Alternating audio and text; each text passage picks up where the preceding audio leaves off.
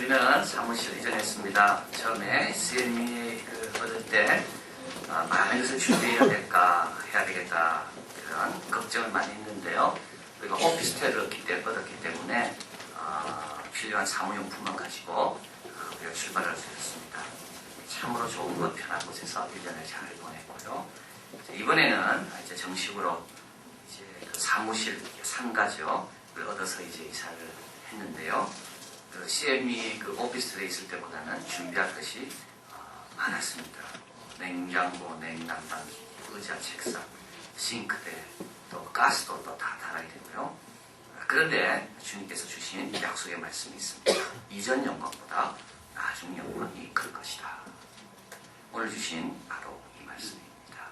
이전에도 영광 받았지만 하나님의 영광이, 나중 영광이, 더 큰 영광이 있을 것이다. 정말 잘 꾸며서 이사를 하니까 얼마나 좋은지요. CME에 있을 때보다 생활이 신이 나고 더 기쁩니다.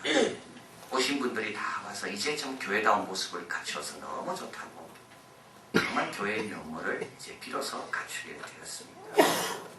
이전 영광보다 나중 영광이 더 크리라. 오늘 본문의 말씀은 학계를 통해서 이스라엘 백성이 주신 말씀입니다. 이스라엘 백성이 포로로 끌려갔다가 예루살렘으로 돌아가도 좋다는 허락을 받고 예루살렘에 돌아왔습니다. 70년 만에 고국에 돌아왔습니다. 그렇게 꿈에 그리던 고국입니다. 바벨론 강가에서 바벨론 사람들이 노래나 불러보라 할 때 그들은 울었습니다. 고향 생각이 났어요. 특별히 예루살렘 성전이 생각나서 울었습니다. 그들에게 이 기회가 주어지고 이들은 예루살렘으로 돌아왔습니다. 성전의 기초를 놓았는데요. 70년 동안 황폐된 예루살렘이니까 얼마나 할 일이 많겠습니까? 그래서 이들이 잠시 놓고 자기 일을 했습니다. 자기도 이주에 와서 가정이 집도 지어야 되고 할 일이 얼마나 많겠습니까? 그래서 16년이 지난 겁니다. 여호와의 전은 그대로 기초만 놓여있고 황폐된 상태로 있고 자기 집은 짓고 지금 열심히 살아가고 있고, 이때 하나님께서 학계를 보내서 이렇게 말씀합니다. 여호와의 전은 이렇게 황폐되어 있는데 너희가 편벽한 집에 거하는 것이 마땅하냐. 이 편벽이란 말은 천정이 있는 집입니다. 여호와의 전은 천정도 없이 뻥 뚫려가지고 이슬에 젖고 눈에 젖고 눈은 안 해도 비에 젖는데 너희들은 이 천정 속에서 사는 것이 합당하냐? 너희들이 왜 농사 짓는 것마다 안 되는지 생각해보라. 이스라엘 백성이 이렇게 생각했습니다. 농사 잘 되면 하나님 성전 지을 거다. 근데 농사가 안 되니까 계속 미룬 거죠. 그러나 하나님은 거꾸로 말씀합니다. 성전을 안 지었기 때문에 농사가 안 되는구나. 학계의 도전을 받고 총독이었던 스룹바벨과 대제사장이었던 여호수아가 힘을 합쳐서 성전을 짓기 시작합니다. 근데 한 3개월 정도 짓다가 보니까 옛날 성전이 자꾸 생각나면 비교가 되는 겁니다. 그 중에 한 사람이 학계입니다. 학계는요 3개월 동안 하나님의 말씀을 전하고 죽었다라고 봅니다. 왜냐하면 너무 나이가 많았기 때문에. 그래서 학계는 솔로몬의 성전이 어떤지를 알았습니다. 그리고 학계뿐만 아니라 그와 함께 있던 사람들 가운데 많은 사람이 솔로몬의 성전이 압니다. 근데 여기 성전을 짓고 있으니까 너무 비교가 되는 겁니다. 그래서 이들이 낙심하게 됩니다. 이때 하나님께서 오늘 본문에 말씀 주신 겁니다. 너희가 무엇을 보느냐? 과거에 본 것을 아는 사람이 누가 있느냐?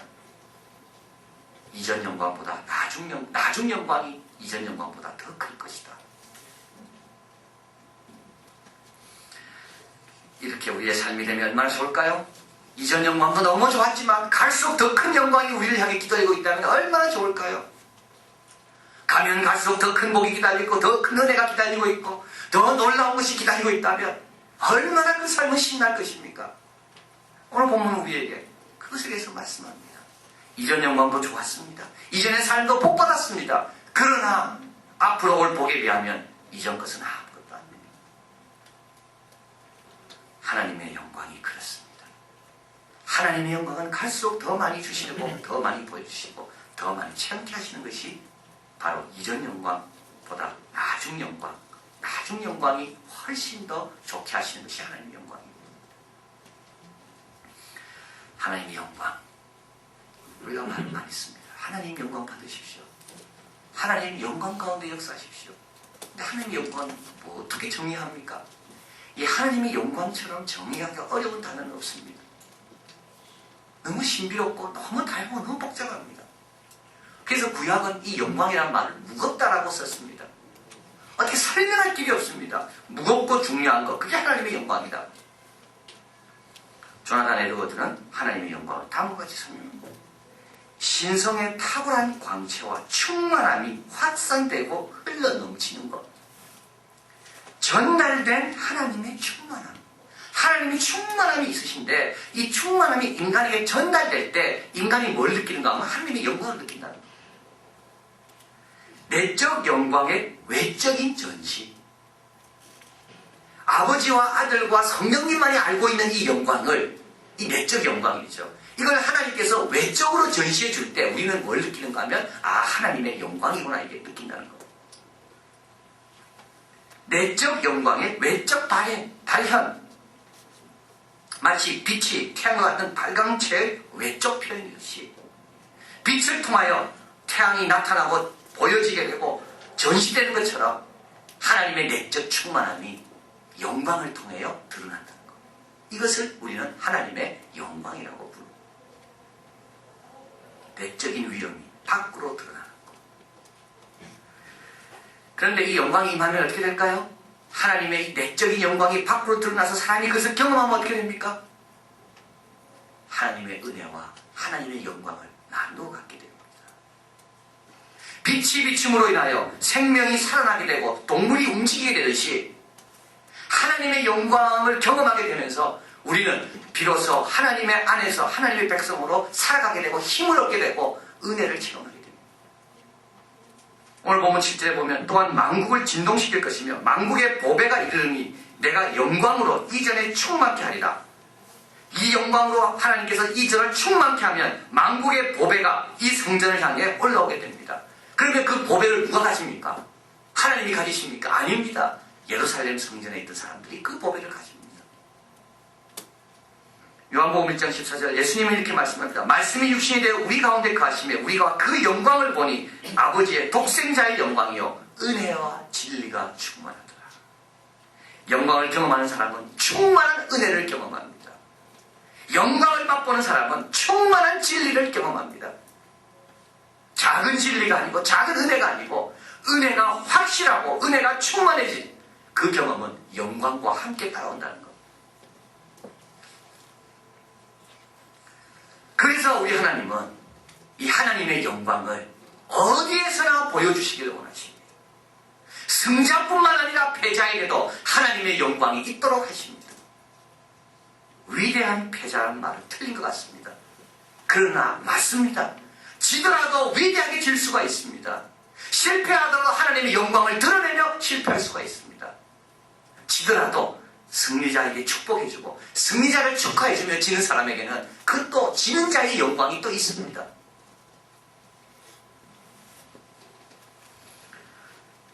스데반이 돌려서 죽을 때도 하나님의 영광이 있었죠. 사도 바울이 감옥에 갇혔을 때도 하나님의 영광이 있습니다. 그 발강가에서 돌을 지으며 어려운 일을 하는 에스겔에게도 예루살렘으로부터 1000km 정도 떨어져 있는 그 그발강가에서 혼자 외롭게 일하고 있는 에스겔에도 하나님의 영광이 임했습니다.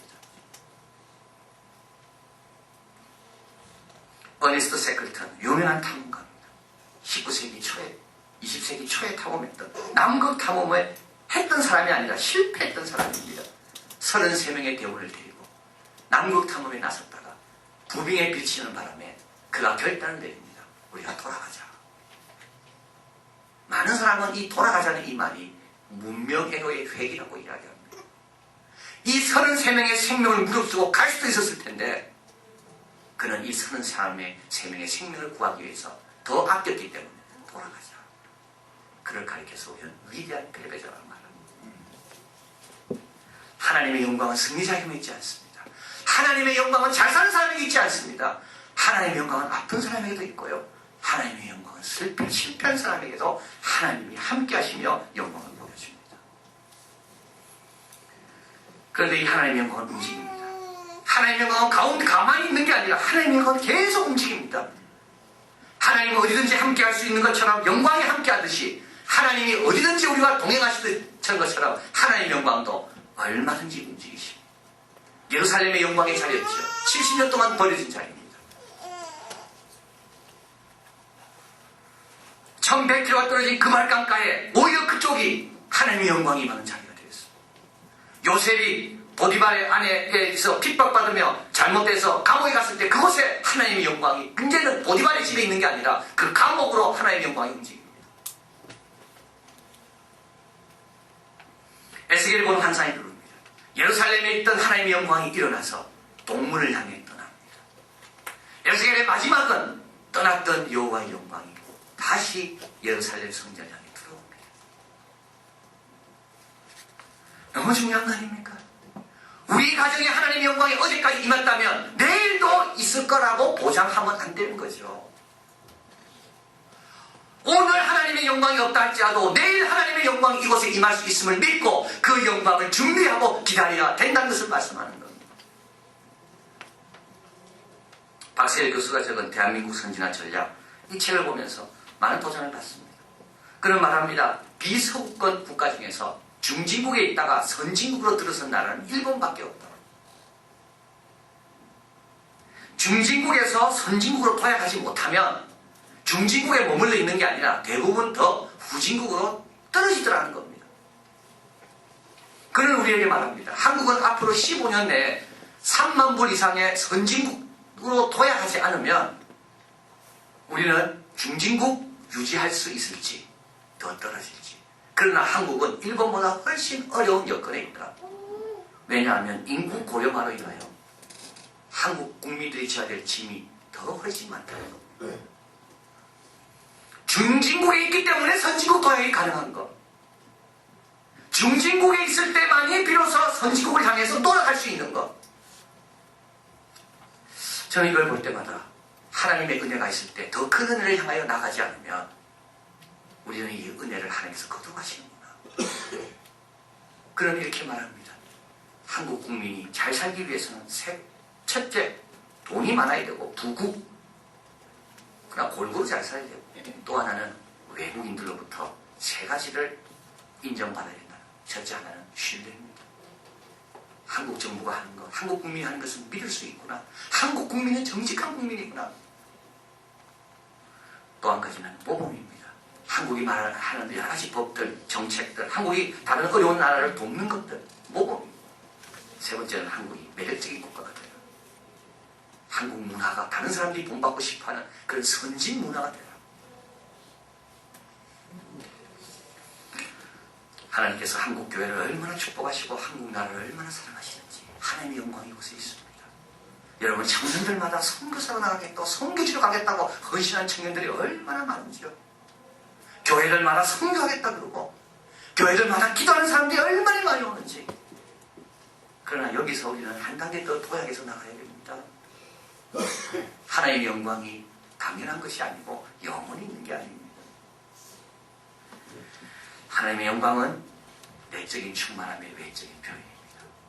하나님의 영광은 어디든지 우리와 함께 할 수 있습니다. 하나님의 영광은 이동합니다. 오늘 본문에 보면 하나님의 영광이 예루살렘으로 다시 돌아옵니다. 그것에 머물러 있습니다. 왜 그럴까요? 세 가지 때문에 그렇습니다. 첫째 하나는 이들이 하나님 뜻대로 행하니까 하나님의 영광이 머물러 있습니다. 학계의 말을 듣고 이들이 움직이기 시작하니까 하나님께서 거기에 영광을 머물러 두시는 겁니다. 예수님께서 예루살렘 성전에 들어갔다가 나오십니다. 예루살렘 성전 사람들이 예수님을 배척하니까 나옵니다. 하나님 뜻대로 행하는 자, 하나님이 그곳에 거하기 싶어 하십니다. 또 하나님께서 예루살렘에 계속 머물러 싶어 하는 이유는 하나님께 기도하기 때문에 그렇습니다. 여러분 한번 보십시오. 이 물이요, 언제 가장 영광을 받겠습니까? 갈증을 느끼는 사람이 이 물을 고마워하며 마실 때입니다. 하나님이 어느 자리에 제일 머물고 싶어 하겠습니까? 하나님 도와주십시오. 하나님 돕지 않으면 안 됩니다. 라고 간절히 구하는 사람에게 하나님은 영광 받으시며 그 자리에 임하십니다. 또 우리 하나님은 거룩한 곳에 임하십니다. 그래서 하나님은 성전을 세우라고 말씀합니다. 성전이 있어야 하나님이 거하십니다. 그래서 이 영광은 움직입니다. 이 영광은 머물고 싶은 곳이 있습니다. 이 영광은 하나님의 놀라운 충만함의 표현이기 때문에 이 영광을 경험하는 사람은 은혜와 진리로 충만해요. 자, 오늘 본문에는 우리에게 그러나 마지막 우리에게 도전하는 게 있어요. 있죠. 이 영광을 위해서 살겠다고 결심하고 이 영광을 위해 헌신하겠다는 우리들이 약해서 자꾸 흔들릴 수 있다는 것을 말씀합니다. 영광을 위해서 출발했지만 결과가 없을 때, 내가 원하는 생각대로 일이 진행되지 않을 때 우리는 낙담할 수가 있다는 겁니다. 처음에 학계의 말을 듣고 이스라엘 백성들은 마음을 다해 성전을 지키려 했습니다. 그런데 여러분, 이 마음은 믿을 게 안 됩니다. 이 마음은 또 바뀝니다. 하나님의 영광을 위해 출발했다가 자기 영광으로 바뀝니다.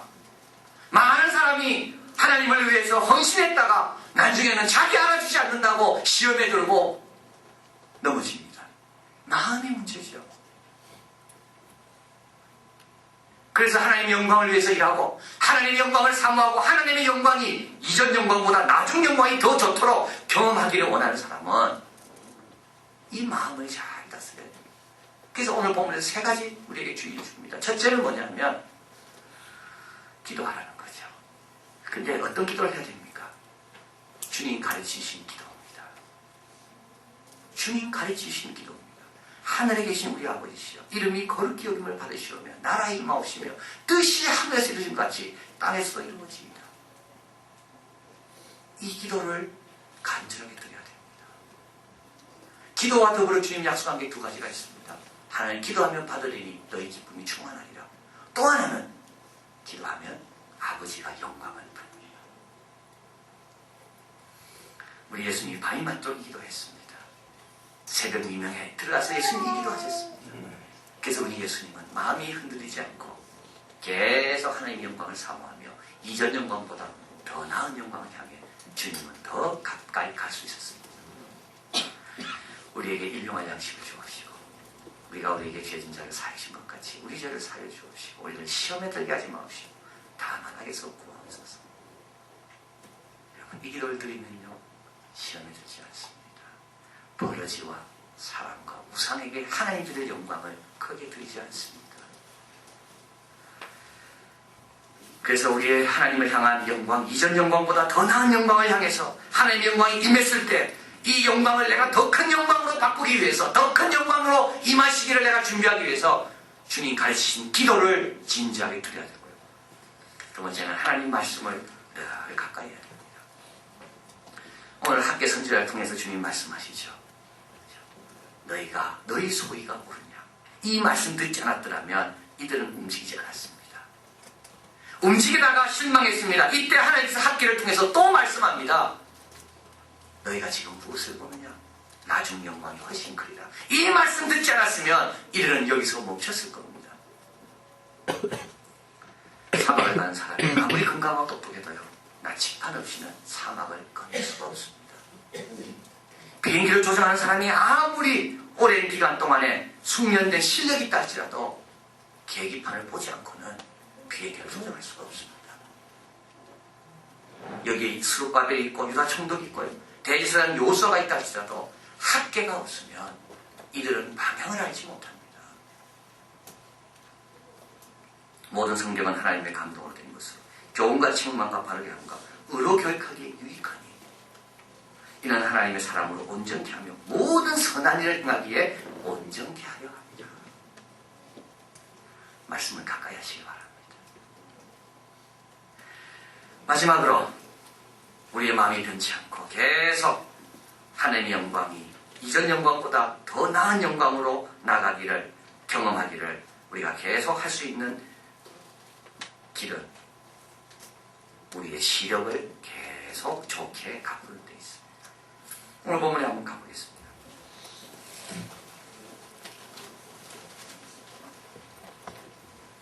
(2장 3절) 2장 3절 같이 있습니다. 너희 중에 남아있는 자 곧 이전 영광을 본 자가 누구냐. 이제 이것이 너희에게 어떻게 보이느냐. 이것이 너희 눈에 보잘것없지 아니하냐. 이들이 왜 실망합니까? 본 것 때문에 실망합니다. 근데 뭘 봤습니까? 영광은 보지 않고요, 건물만 봤습니다. 이 전이 만들어지고 난 다음에 하나님께서 천하만국 백성을 이 전으로 오게 할 그것은 보지 못하고 당장 지금 눈앞에 보인 결과만 보고 있습니다. 그러면 마음은 흔들리게 되어 있습니다. 그래서 하나님께서 4절에 같이 있습니다. 그러나 여호와가 일어나 스룹바벨아 스스로 굳세게 할지어다. 여호사닥의 아들 대제사장아 여호수아야 스스로 굳세게 할지어다. 나 여호와의 말이니라. 이 땅 모든 백성아 스스로 굳세게 하여 일할지어다. 내가 너희와 함께 하노라. 만군의 여호와의 말이니라. 스스로 굳세게 하는 거죠. 어떻게 스스로 굳세게 할 수가 있습니까? 이 일은 지겹고 이 일은 결과가 좋지 않아 보이는데 어떻게 스스로 굳세게 할 수 있습니까? 이 일만 보는 게 아니라 이 건물만 보는 게 아니라 앞으로 이 일 건물을 통하여 우리 하나님께서 어떤 일을 하실지를 바라볼 때 스스로 굳세게 됩니다.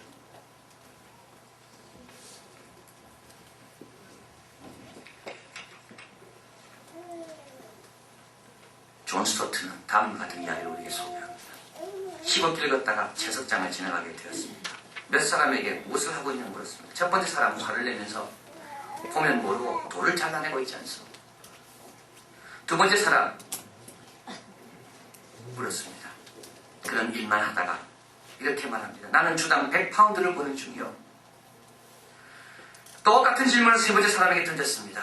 그러나 그런 일을 멈추고 곡괭이를 내려놓고 일어서서 허리를 펴며 이야기합니다. 제가 지금 뭘 하는지 알고 싶습니까? 성당을 건축하고 있습니다.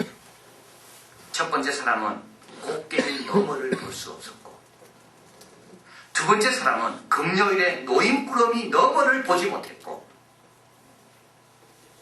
세 번째 사람은 그러나 그가 봉사하고 있는 궁극적인 목적을 보고 일했다는 겁니다. 이걸 우리는 사명이라고 말합니다. 어떤 일을 하더라도 사명감을 가지고 일하는 사람. 사명감이 강하면 강할수록 어떻게 강해지는가 하면 이 일이 궁극적으로 하나님의 영광과 관련되어 있다는 것을 생각하면 생각할수록 보면 볼수록 이 일에 대한 사명감이 더 강해지는 겁니다. 회사를 위해서는 일하지만 사명을 위해서는 땀과 눈물을 흘립니다. 직업을 위해서 시간을 보내지만 사명을 위해서는 목숨까지 내놓습니다. 하나님은 당신을 위해 놀라운 계획을 갖고 계십니다 라는 말을 들을 때 하고요. 당신이 지금 하고 있는 일은 하나님의 놀라운 계획의 일부분을 당신이 직접 가담하고 있습니다. 이 말을 들을 때하고 다릅니다. 오늘 본문 주님께서 우리에게 말씀하죠. 이 일이 너희가 어떻게 보이느냐? 너희 눈에는 어떻게 보이느냐? 천하만국이 보화를 들고 올 그것이 보이느냐? 하나님이 땅을 진동하며 하나님의 영광으로 이 자를 가득 채울 그것을 너희들이 보고 일하느냐?